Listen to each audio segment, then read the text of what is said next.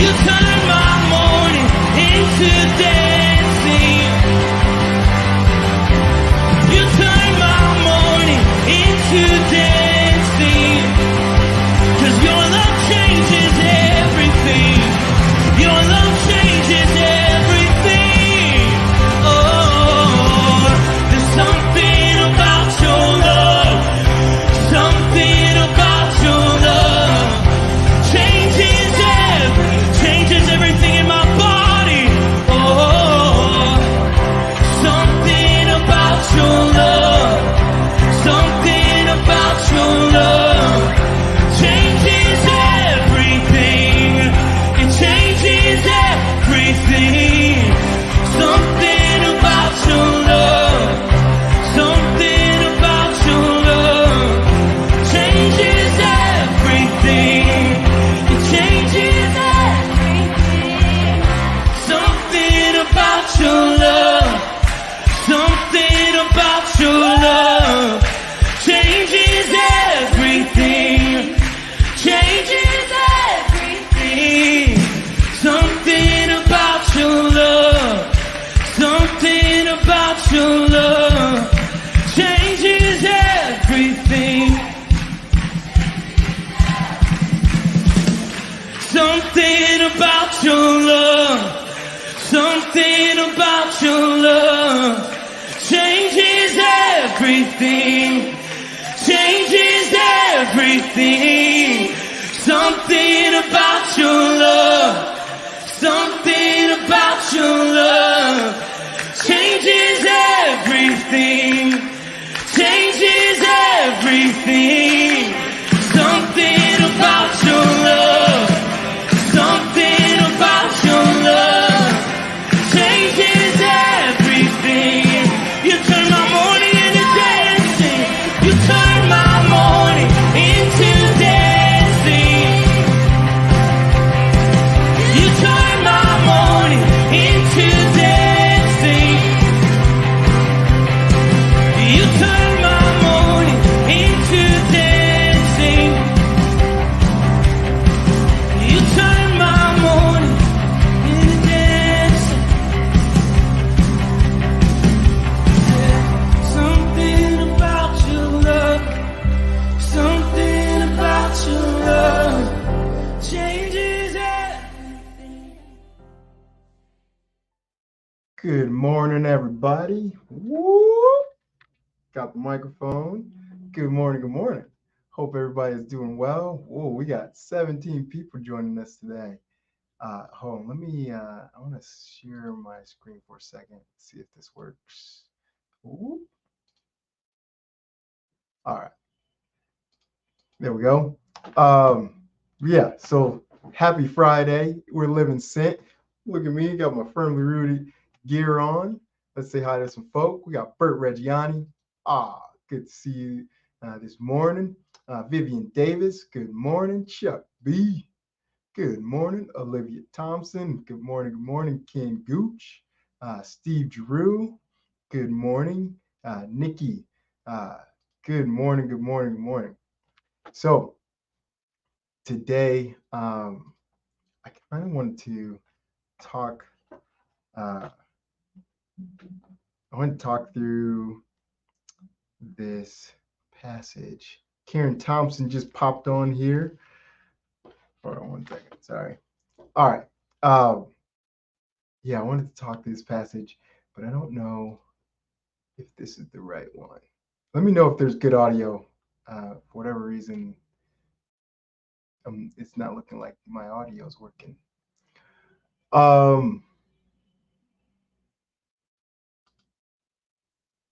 Okay.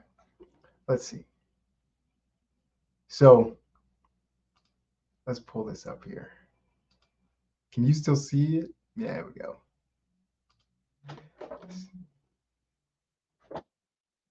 Good morning. Audio is good. Thank you, Vivian. Good morning, Connie and Trish.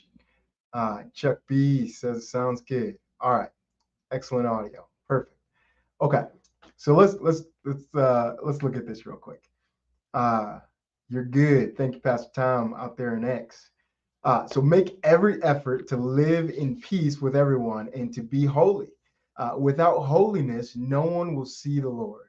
See, see to it that no one falls short of the grace of God, and that uh, no bitter root grows up to cause trouble um, and defile many. So I kind of want to just focus on verses 14 and 15. But so where did this all start? Um, it started, I had a conversation this week with this person, and man, you could just tell like they were like this person, hurt them. Um, there was obviously, an offense that took place. But this person, they were just like, yeah, like it was fresh, right? So they were hurt, and they're just saying all this stuff that I don't even know if they actually believed all those things about this person, and I don't even know the other person, right? Only reason I know this other person exists is because I'm being told this story. Um, and like it's just over and over and over and over, you know, and like obviously like they hurt this person. Like this person is in pain. Like this person is hurt. They're offended, um, and they are just spewing, right? Like just like spiritually vomiting, like all this negative stuff towards this individual. And so thinking about that story, thinking about today, we're living sent, right? Because we're messengers of the gospel, right? And so, but to think about, like, man, we could be messengers. We can be messengers of light, or we can be messengers of darkness, right? Like we can be leading people towards Christ, or leading them away from Christ. But then also, like, we can be building people up, or we can be tearing people down. And like I was thinking about that conversation, and how, if I ever met that other person, right? Like uh I would be thinking about all this stuff that they put this other guy through, right? Even if if half of it wasn't even true, like some of it's true, some of it's not, I don't know. But I don't have any other reference for this person but what this other guy told me, right? And so they yeah, let's go back to the verse. And so it says, um, see that no one is, let's go to 15. Uh, see to it that no one falls short of the grace of God, and that no bitter root grows up to cause trouble and defile many, right? So we can defile people, right? Like when we hold on to unforgiveness, like if somebody hurts us, right, and we don't deal with it right away, and we just let it fester, like it builds this bitter root in us. Like bitterness comes, and like it leads to other sins, it leads to other things.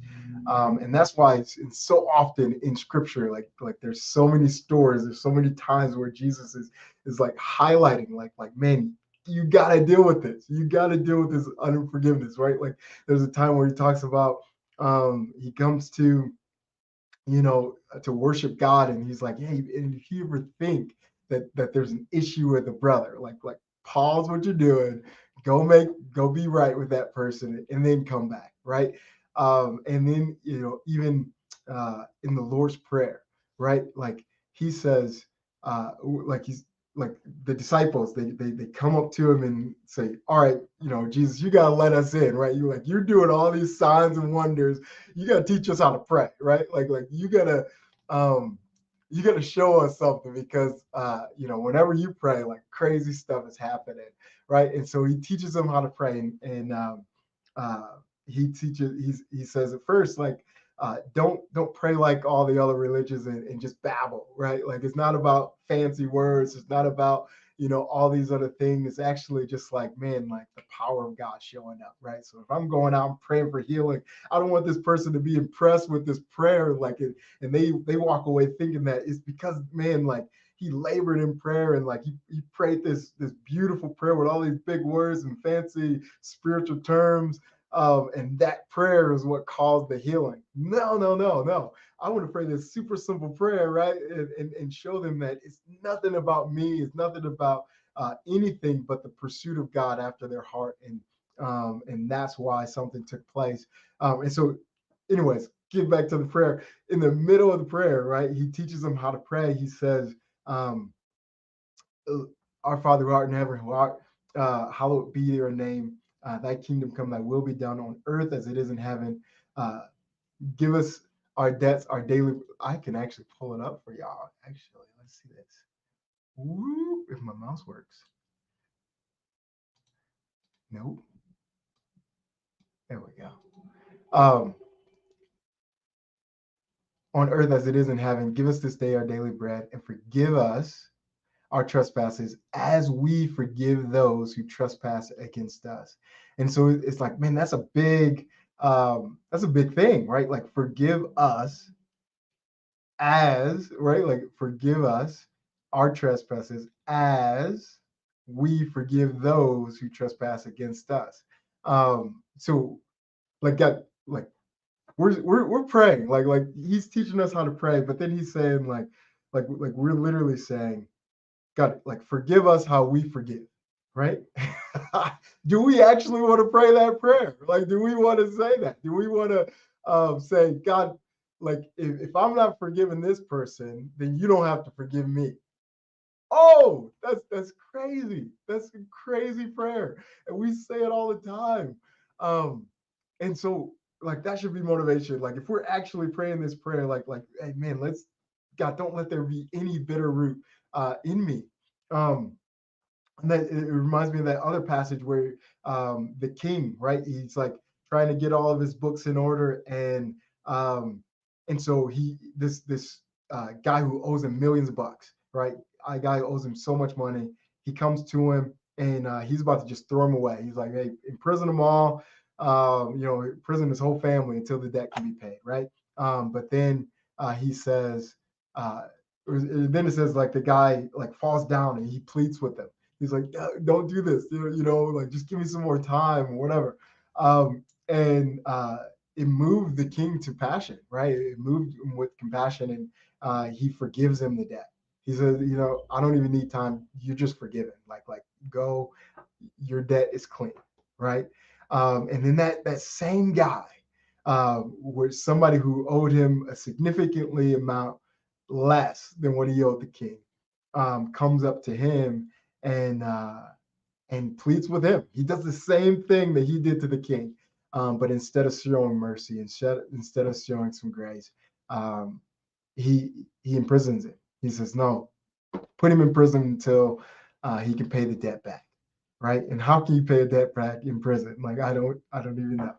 Um, but and then the king gets word of it and says, "Man, you evil, you evil servant," right? And he puts him in prison.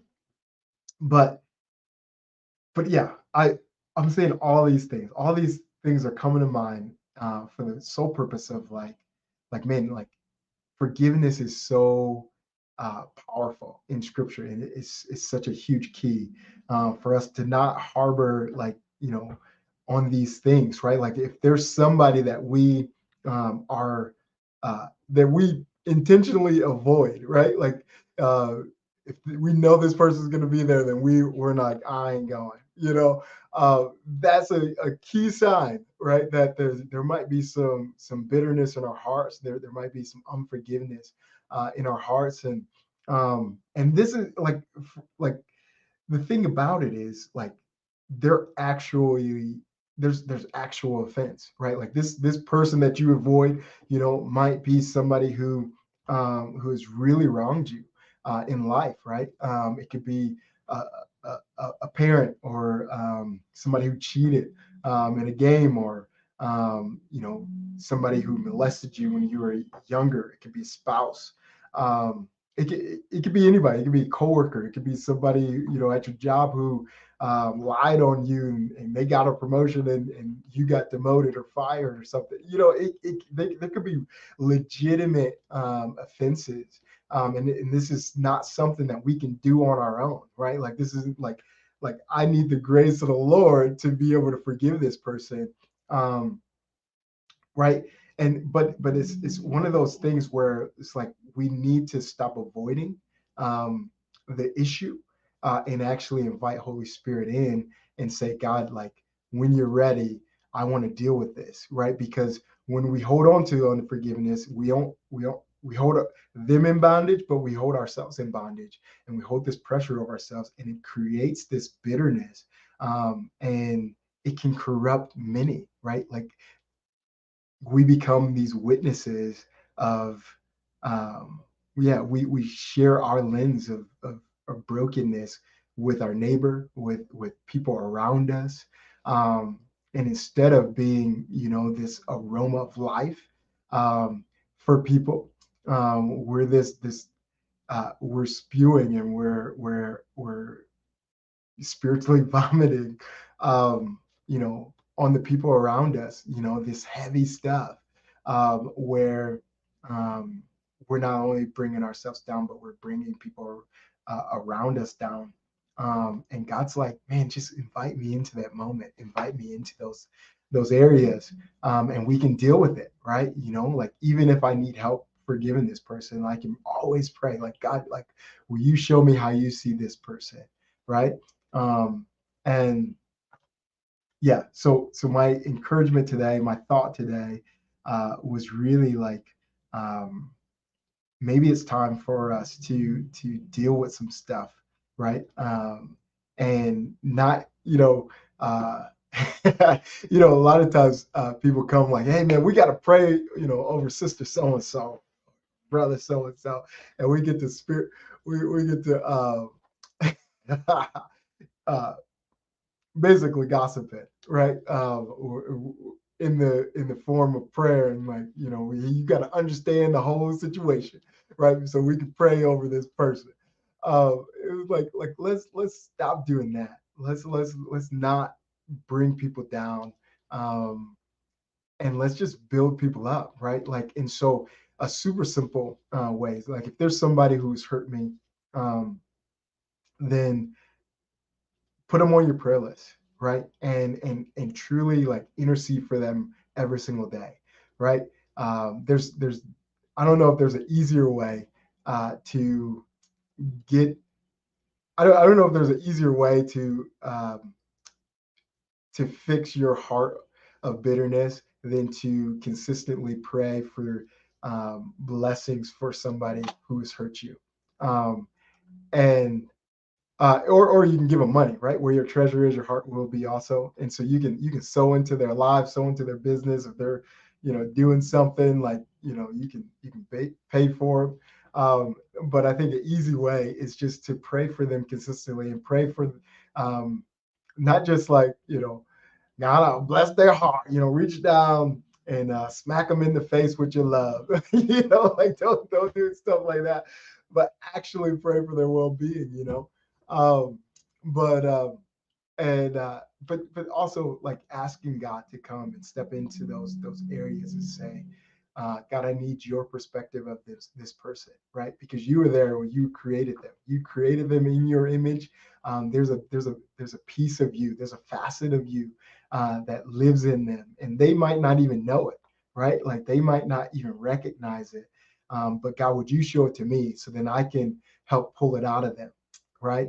And pray it out of them. And so I hope this was a blessing to you and an encouragement to you. We want to be we want to be agents of light, and that aroma of life in every environment that we go into. And the only way that we can do that, the only way that we can, um, yeah, be live this peaceable life, is by inviting Christ into those areas where we have spiritual scars and emotional scars, and say, God, like when you're ready, I'm ready. Let's go for it. Like if you give me grace, and the power of Christ to deal with that, and actually forgive this person, then let's go, right? And so that's my encouragement to you. Don't harbor unforgiveness. Um, but invite Christ into those moments and have him help us to overcome. And so I hope this is a blessing for you. We'll be right back here with Steve Drew, I believe, at 9 for some prayer. But yeah, let Jesus be seen in you today, and let the love of Christ just spew out of you everywhere that you go. All right, peace.